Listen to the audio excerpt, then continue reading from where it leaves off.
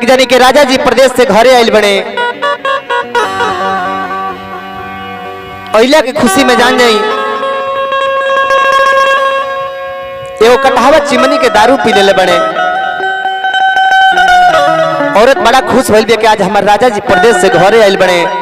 आज निमन निमन पकवान बना के अपना बोलमुआ के आगे परोसब। राजा जी बड़ा खुश हुई हैं। औरतियों के मन कइले बा कि आज हमार राजा जी प्रदेश से घरे आयल बने, काहे नहीं आज मछरिये बना के राजा जी के खिया दे। मृत्युंजय भैया, मौसम चाचा, यह कटहावा के चिमनी जौन मरले बने नसुआ गल बने। यह नसुइला में जान जी के औरतिया के बड़ी मार मार दिले बने। औरत वियोग में कहती है कौना भाव में भाव लागल बा कवि के। हमरा के मरले बड़ो अरे मुअली के मरवा हो, अरे जात बानी हमरा के मरले बड़ो अरे मुअली के मरवा हो, अरे जात बानी अरे जात बानी। मृत्युंजय भैया तो नाती हो नई हरवा हो जात बानी,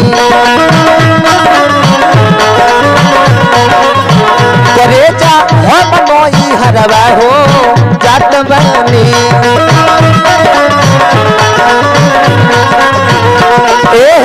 हमरा के मरले बाड़ो मोली के मरवा हो जात बानी।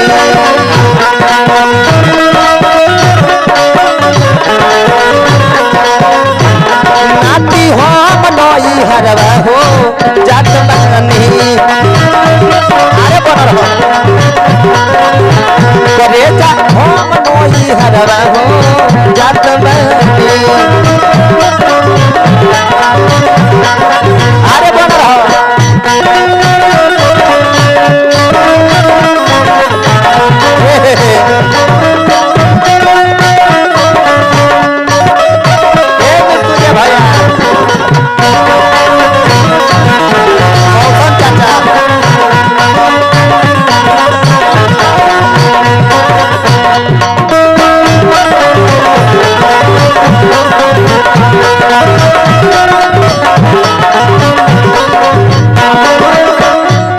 कहते काना भाव में मन रहे खाए के तो मंगनी हो प्यार से, मछली ले आकर जया जुए बाजार से।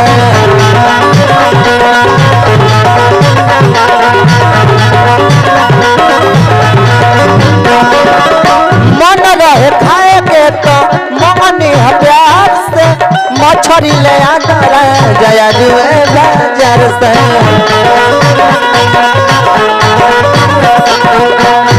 और औरत कहती है काना भाव में ए राजा जी अरे वैसे आज ले तो हम कुछ मंगले ना रहनी हो, एगो चीजें तो मंगनी हो, बताइए इतना मार मार दिले बनी।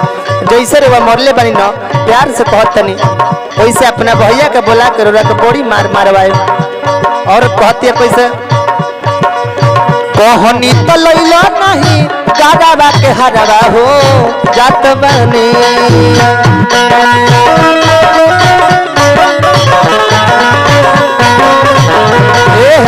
कहनी तो लैला नहीं गाड़ा के हरवा हो जात बानी।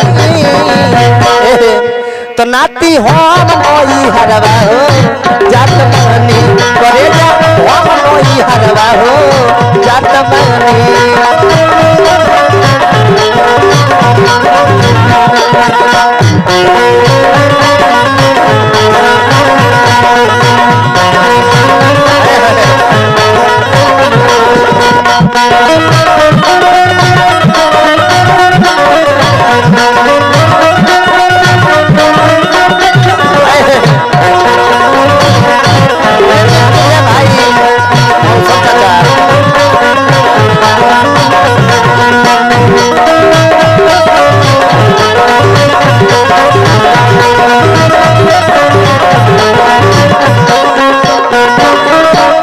औरत ये लास्ट में कहती है कैसे बबुआ विराट पिया बाड़ा हर जाई मरल के बाद न ले आवे लो दवाई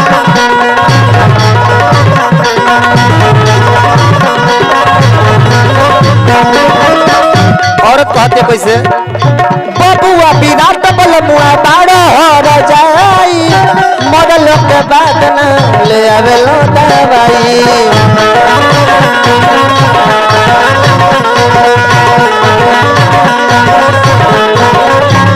बहुत कौना भाव में राजा जी बताई इतने मार मरले बनी हमरा के कहाँ कहाँ मरले बनी हमरो से दिखा ना सकिले औरत कहते कैसे मरद न बाड़ा तू तो बाड़ा होते अरबा हो जात बनी